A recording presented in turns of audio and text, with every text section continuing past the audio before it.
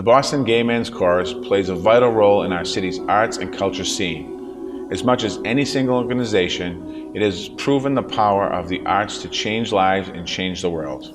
It was a trendsetter, a trailblazer, whatever your favorite, a history maker. It was important to travel, and all the guys realized this, is because it was taking a gay group out of Boston. It was sort of a missionary work. We set up a couple of tours, a New England tour. We went to Maine, we went to Vermont. We sang, one of the most moving, stirring concerts was in St. Johnsbury, Vermont. It was an AIDS fundraiser in St. Johnsbury, Vermont, hosted by 8 local faith communities, except a fundamentalist church, which decided to picket us.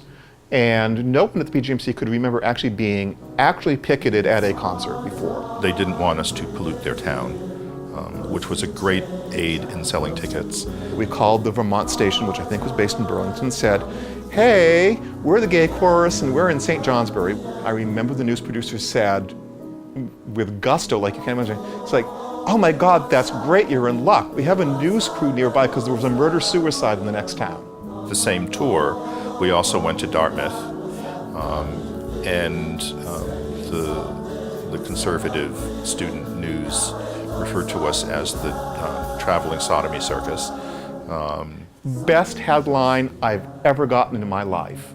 I really believe that any chorus should travel. Tell a story through music in a way that the symphony rarely can do well, that many of our other choruses, they give great concerts, but they have not developed this integrated way of developing a message and telling a story through music.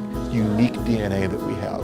I think the chorus sends a powerful message to the world about our values and our spirit. This is an organization with courage that sings in places that don't exactly openly welcome. We decided to take a tour, that it would be good for the chorus, that it would be a growth experience for everybody. We participated in Berlin's Christopher Street Day Parade, which is their gay pride event.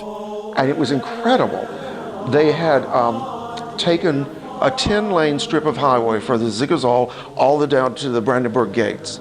And Hitler had built it for his war machine, basically to march down, and they would shoot movies of it with the lines, sides with adoring people, and use it for propaganda.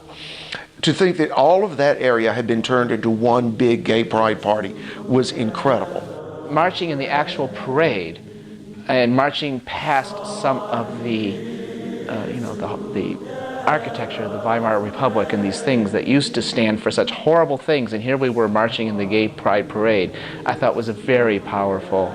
It took me back more than I expected it to. We got out on stage, and there was literally a sea of people. 700,000 people were told. Speakers all the way down the boulevard, and the whole boulevard was full all the way down. There was not a dry eye on that stage by the time we finished singing. Contrast that to the next performance, which was in Wrocław, Poland.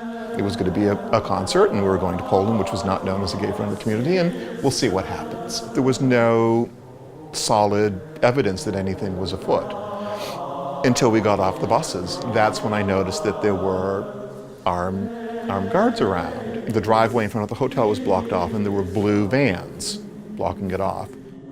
And Tony said, those are SWAT teams. And then we heard that there were protests being planned against us. They put the person who was managing our concert in jail for a night, and tried to get the woman who was the manager of the concert hall fired. It appeared that the concert would be canceled. Our anti-gay group had gone to the theater and tried to convince them not to allow us to perform. But they were very, very adamant that we were going to perform. The police would not allow us to walk there, but armed guards with machine guns lined up, and we walked through them, single file, into the concert hall. I seem to remember about 40 different interviews that day. They were sending them to me constantly. And I went and looked out at the window, and there were all these people with signs and protesters. So we, of course, left the building and went out, and we were in the middle of it all, and they were lying on the ground in front of the theater to prevent people from coming to the concert. And I'll never forget, all of a sudden this taxi cab pulled up and these two little old ladies got out of it. And they looked at all these people and they grabbed each other's hands and they just started stepping over them. And they climbed over till they got to the concert hall. I wasn't paying attention to that. What I was all excited about was the fact that we were playing in this hall that looked like it was the cinder block hell. And we pull up to this hall and it's like, oh my God, this is going to be the worst musical experience of my life. And then I saw the piano on the stage and I was just, take a deep breath and we'll get through this concert. And then I played a couple notes and I was like, it's one of those moments where my breath just caught. I was like, this is the most amazing piano I think I've ever played. The concert was standing room only. It was a huge success. There were armed guards inside the hall with us, just in case something happened. We sang the Polish national anthem as part of our program. And when we sang that, everybody in the hall stood up, and Ruben had his back to the audience. And all of a sudden I hear all this clicking noise behind me. And I was freaking out. It was like, what is going on? Is somebody getting guns out? What's happening here? And I turned around after we finished and they were all standing up. It turns out they had spring-loaded chairs that popped and hit.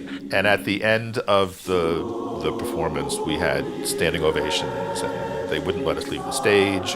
The applause through the evening became more and more effusive. After the final number, I think it was 4.5 minutes of applause. We went through every encore we could possibly do, and they would not stop clapping. Finally, we just had to leave the stage.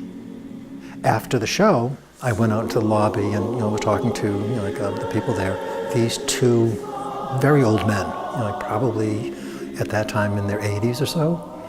They came over and speaking Polish, so they were talking, and so Przemysl had basically translated it for me, and they said that they thanked us for coming and how wonderful it was, but then they said that this was the first time in their relationship, and they were together for 40 some odd years, that they came out as a couple, and that they were able to be a couple in public.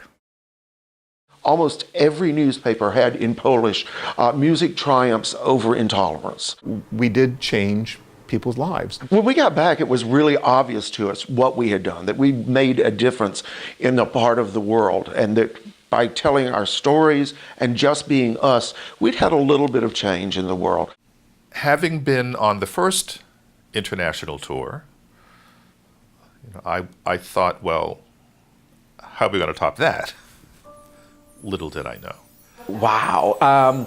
We really thought that it was going to be such a different experience in Israel, but it turned out that it was the Istanbul phase that was extremely challenging. The people of Israel were warm and welcoming, and to go from this small intimacy that was at the kibbutz at En Gedi was beautiful, but then the crowds got larger, and then by the time we were around 5,000 people in Istanbul, it was just wild. I just had never performed for that many people. Just they're excited because of not who we were, but what we represented, in the terms that, as a GLBT chorus, we speak about acceptance and openness, and it's not everywhere. Being over there, that your voice, your stories are just helping to say that. We're not saying we're better, we're not saying we're worse, but these are our stories, these are our struggles, and you can get through it too. I do know that I met some of the most wonderful, caring, sweet people in that country I've ever met anywhere. We've been so busy in trying to meet the basic needs of the LGBT community in Jerusalem, which in many cases are very basic. We haven't been able to bring people together under cultural events. And this is going to be our mission over the next 3 years. We see it as the next phase of the struggle. And Boston Gay Men's Chorus are coming at a perfect time to kick off this initiative to bring LGBTQ culture to Jerusalem, to kind of start off our next struggle. Having the Boston Gay Men's Chorus here is a visibility thing. I mean, it's good for Jerusalem Open House. It's good to know that there's a gay presence in Jerusalem. There's something so special about doing it in Jerusalem because it's not always easy here. You are beautiful. You are wonderful.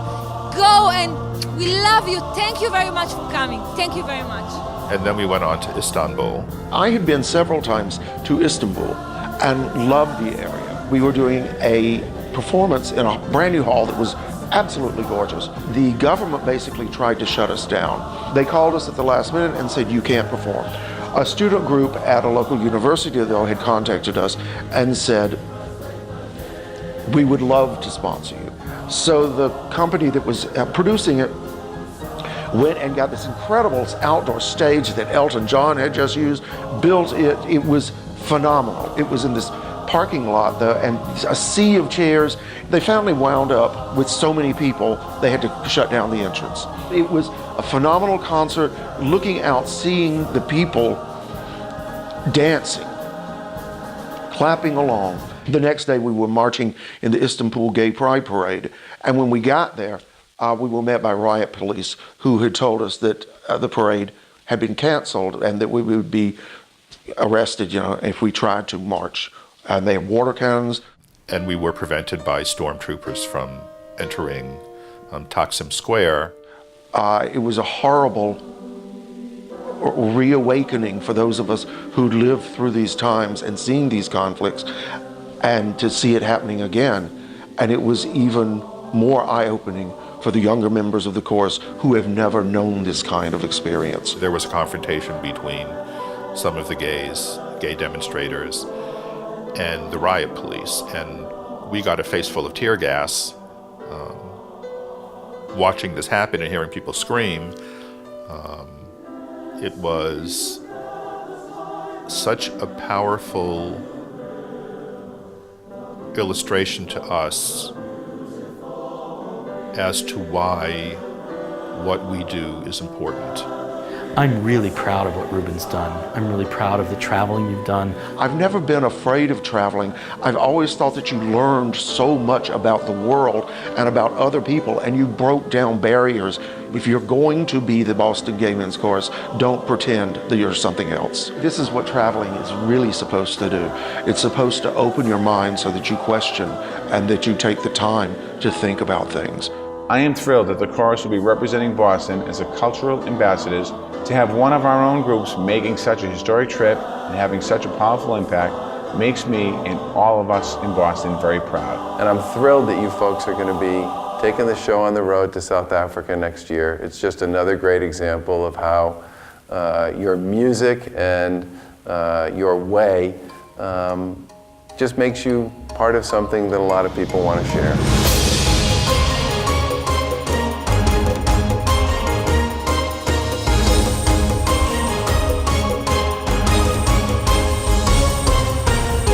You're a great example of what makes Boston and Massachusetts great.